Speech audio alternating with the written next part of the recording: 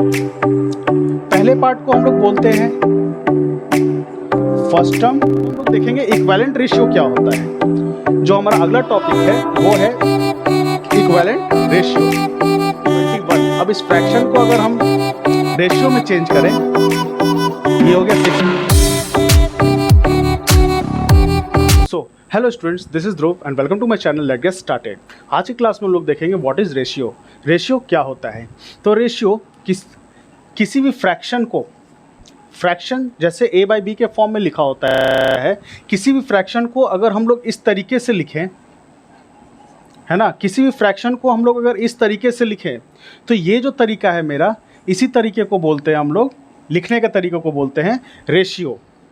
ठीक है। और रेशियो को हम लोग कैसे पढ़ते हैं, जैसे ये तो हम लिखे a डबल डॉट b, तो ये डबल डॉट को हम लोग क्या बोलते हैं, a इज टू b, मतलब a इज टू b, है ना।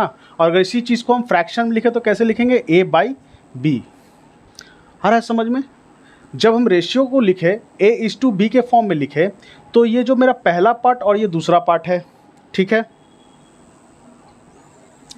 पहले पार्ट को हम लोग बोलते हैं फर्स्ट टर्म और सेकंड पार्ट को बोलते हैं सेकंड टर्म। आ रहा है समझ में। मतलब कि रेशियो क्या हुआ, रेशियो एक लिखने का तरीका है जो कि हम लोग फ्रैक्शन को लिखते हैं, कोई भी फ्रैक्शन को हम लोग रेशियो में लिखते हैं। और रेशियो को हम लोग कैसे बोलते हैं, a इज टू b। ठीक है। जब a इज टू b हम लिख दिए तो ये जो मेरा a इज टू b है, ये दो भाग में बट गया, है ना। एक भाग मेरा ये है और एक ये है। तो पहले वाले पार्ट को हम लोग बोलते हैं फर्स्ट टर्म और दूसरे वाले पार्ट को बोलते हैं सेकंड टर्म। ठीक है। इसी में अगर एक एग्जांपल हम ले लें, जैसे हम एग्जांपल लिखते हैं 5:3। अगर 5:3 लिखे हम, तो अगर उसको फ्रैक्शन में लिखना हो तो ये क्या हो जाएगा, 5/3। लेकिन अगर हम इसको रेशियो में लिख रहे हैं तो लिखे 5:3। आ रहा है समझ में। और ये मेरा हो गया फर्स्ट टर्म और ये जो 3 है मेरा, ये हो गया सेकंड टर्म। तो ये था मेरा रेशियो। अब हम लोग देखेंगे इक्विवेलेंट रेशियो क्या होता है। जो हमारा अगला टॉपिक है वो है इक्विवेलेंट रेशियो। इक्विवेलेंट रेशियो कैसे निकालते हैं हम लोग। मान लिया जाए एक एग्जांपल है, इक्विवेलेंट रेशियो देख रहे हैं हम लोग। मान रेशियो में लिखेंगे तो लिखेंगे 2:7।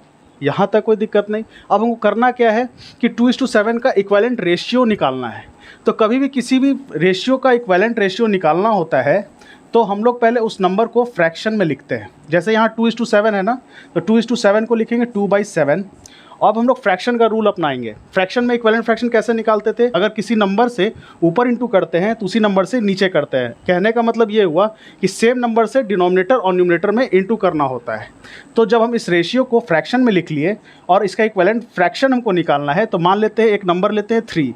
जब ऊपर 3 से किए तो नीचे भी 3 से करेंगे, तो मेरा हो गया 6/21। ठीक है। ये मेरा फ्रैक्शन कितना निकला, 6/21। अब इस फ्रैक्शन को अगर हम रेशियो में चेंज करें, ये हो गया 6/21। तो यहाँ हम देख रहे हैं क्या कि 2:7 और 6:21 इक्विवेलेंट फ्रैक्शन है। अब इसी फ्रैक्शन को जब हम रेशियो में चेंज कर दिए तो ये मेरा क्या कहलाएगा, इक्विवेलेंट रेशियो। ठीक है। क्या किए हम,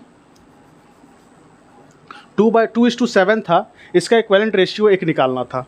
ठीक है। तो सबसे पहले क्या किए, 2:7 को हम फ्रैक्शन में चेंज किए, 2/7। ठीक है। फिर फ्रैक्शन वाला रूल अपनाए, जिस नंबर से ऊपर इंटू किए उसी नंबर से हम नीचे इंटू किए। जब इंटू किए तो मेरा आंसर है 6/21। तो 2/7 का इक्विवेलेंट फ्रैक्शन कौन निकला, 6/21।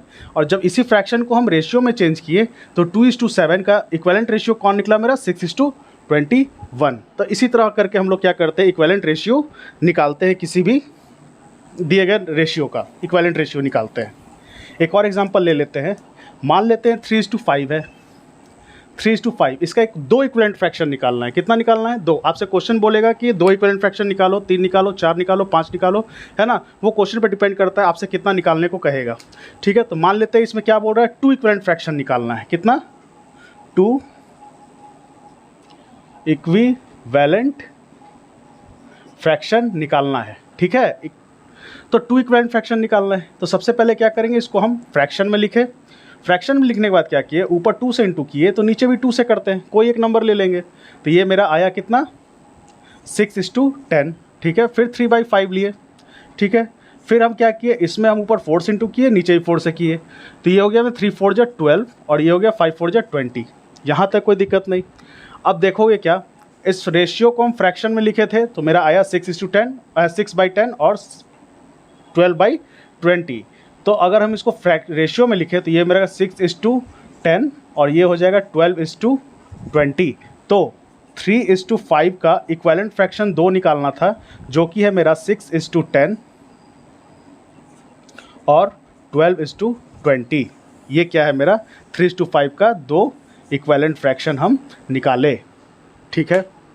आ रहा है समझ में। अगला टॉपिक है मेरा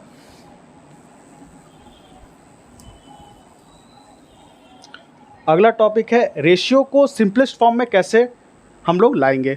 मान लेते हैं एक रेशियो मेरा दिया है 16/20, ठीक है। 16/20 दिया है मेरा मान लेते हैं 16:20 दिया है मेरा कोई रेशियो, इसको सिंपलेस्ट फॉर्म में लाना है। तो सिंपलेस्ट फॉर्म में लाने के लिए सबसे पहले इसको हम फ्रैक्शन के रूप में लिखेंगे 16/20, ठीक है।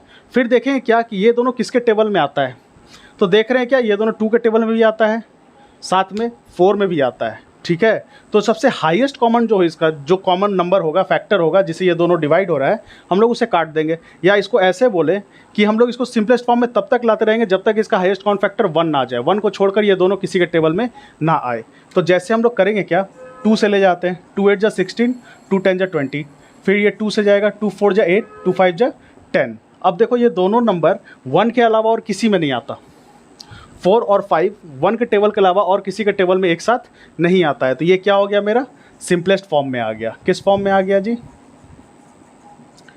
सिंपलेस्ट फॉर्म में ये नंबर मेरा आ गया। अब इस फ्रैक्शन को क्या करेंगे हम लोग, रेशियो में लिखेंगे 4:5 और ये 4:5 किसका सिंपलेस्ट फॉर्म है, 16:20 का। आ रहा है समझ में। सिंपलेस्ट फॉर्म मतलब क्या हुआ, तब तक उस रेशियो को हम लोग छोटा करते रहे जब तक उसका हाईएस्ट कॉमन फैक्टर 1 ना आ जाए। जब 1 आ गया तो वो क्या हुआ, खुद ही सिंपलेस्ट फॉर्म में चला आया, ठीक है। इसी तरह हम लोग किसी भी रेशियो को सिंपलेस्ट फॉर्म में ला सकते हैं जब तक उसका हाईएस्ट कॉमन फैक्टर 1 ना आ जाए। तो गाइज़, अगर मेरा वीडियो आपको पसंद आया हो तो प्लीज़ मेरे चैनल को लाइक शेयर सब्सक्राइब ज़रूर कीजिएगा। Thank you.